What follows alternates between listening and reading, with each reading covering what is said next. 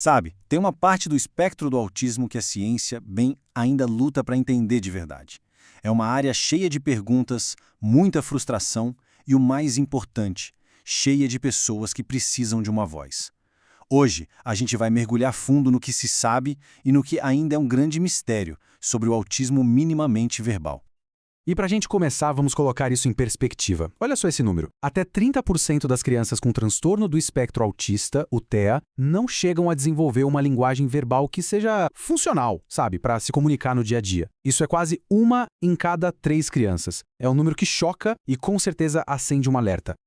E não é para menos. Alguns pesquisadores importantes da área, como a Tajer Flusberg e a Kazari, usaram uma expressão que é um soco no estômago. Elas chamaram esse grupo de a extremidade negligenciada do espectro. É uma frase pesada, né? Mas ela mostra o tamanho da urgência e o porquê de a gente precisar olhar para isso com mais atenção. Então, por que isso importa tanto? Bom, não é só uma questão acadêmica, longe disso. Se a gente pegar os dados dos Estados Unidos, por exemplo, onde o TEA afeta cerca de 1 em cada 54 crianças, fazendo as contas, isso significa que mais ou menos 1 em 200 crianças pode ser minimamente verbal. O impacto social, o custo para o bem-estar é gigantesco. É um assunto que diz respeito a toda a sociedade. E é aqui que o mistério começa a se desenrolar de um jeito bem inesperado. Porque o ponto de partida de toda essa investigação é uma coisa super básica. Sabe aquela história de que, para achar a resposta certa, primeiro você tem que fazer a pergunta certa? Pois é. A grande questão é exatamente essa. Afinal, o que quer dizer minimamente verbal? Parece uma pergunta simples, né? Mas acredite, a resposta, ou a falta dela, é a chave de tudo. E aqui vem a primeira grande surpresa dessa história. A resposta é: não existe uma definição única. É isso mesmo. A comunidade científica simplesmente não chegou a um consenso sobre o que exatamente define alguém como minimamente verbal. E isso, claro, vira uma bagunça. Como é que se diagnostica, como é que se compara uma pesquisa com a outra, complica tudo. E para a gente ter uma ideia do tamanho do problema, olha só esses dados. Se os pesquisadores usam um teste específico, o ADOS, eles chegam à conclusão de que 28% das crianças com TEA são minimamente verbais. Ok, mas se a definição se baseia no que os pais relatam sobre a linguagem dos filhos, esse número despenca para 13%. A diferença é brutal. Isso mostra como é difícil estudar esse grupo se cada um mede de um jeito. E essa dificuldade de se comunicar, claro, tem consequências muito reais e muito duras. Pensa só, a frustração de não conseguir se expressar.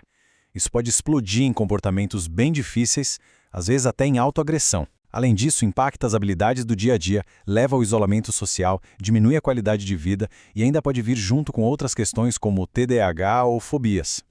Certo. Se as consequências são tão sérias, a pergunta óbvia é: por quê? O que a ciência já sabe sobre as causas?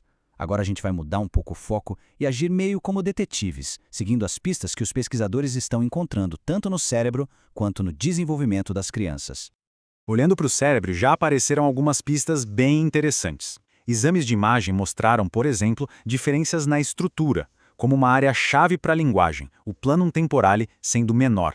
Outra coisa são alterações nas estradas de matéria branca que conectam as áreas da fala. E tem um detalhe funcional que é muito curioso. Em alguns casos, o cérebro ativa menos para a fala, mas, pasmem, ativa mais para a música. Agora, saindo do cérebro e olhando para o desenvolvimento, para a cognição, parece que os tijolinhos que constroem a linguagem também estão afetados. Sabe a atenção conjunta? Aquela habilidade de olhar para a mesma coisa que outra pessoa e saber que vocês estão conectados naquilo? Isso, que é fundamental para aprender a falar, muitas vezes está comprometido. O mesmo vale para a capacidade de imitar, usar gestos como apontar e até para brincadeira espontânea.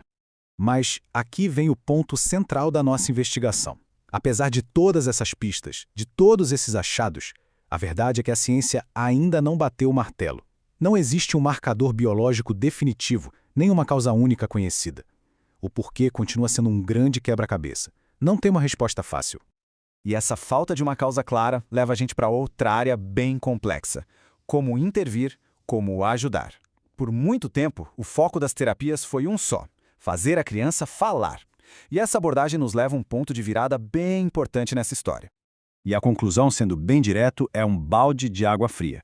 As grandes revisões de estudos científicos mostraram que as intervenções focadas só em produzir a fala simplesmente não trouxeram ganhos que se sustentam a longo prazo. As evidências que existem são, no geral, de baixa qualidade. Ou seja, mesmo quando havia algum progresso, ele não costumava durar.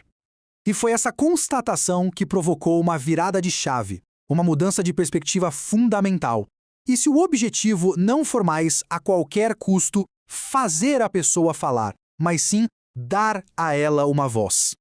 Para a gente entender essa nova abordagem, primeiro a gente precisa enxergar um ciclo muito prejudicial. Pensa assim, tudo começa com a pessoa não conseguindo comunicar o que precisa. Isso gera uma frustração imensa, que acaba levando a comportamentos difíceis e a mais isolamento. É uma bola de neve do mal. O grande desafio, então, é esse. Como a gente quebra esse ciclo? E é exatamente aqui que entra a comunicação aumentativa e alternativa, a famosa CAA. A ideia da CAA não é substituir a fala, mas sim dar uma força, sabe? Criar um outro caminho para a comunicação.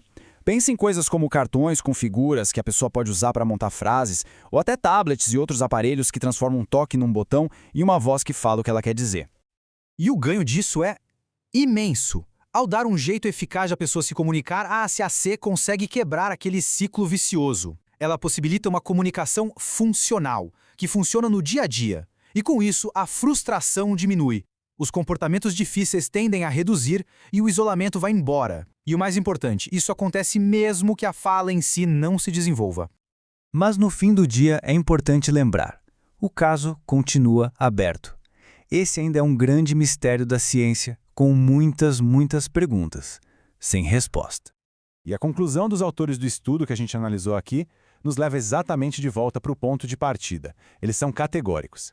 Para a pesquisa poder avançar de verdade, o primeiro passo, o mais essencial de todos, é a comunidade científica finalmente concordar numa definição clara, rigorosa e única do que é ser minimamente verbal. O que nos deixa com uma última pergunta para refletir. Isso tudo parece destacar uma verdade que vale não só para a ciência, mas para muita coisa na vida, né? Para a gente finalmente encontrar as respostas que tanto buscamos, será que o primeiro passo não é todo mundo concordar sobre qual é a pergunta?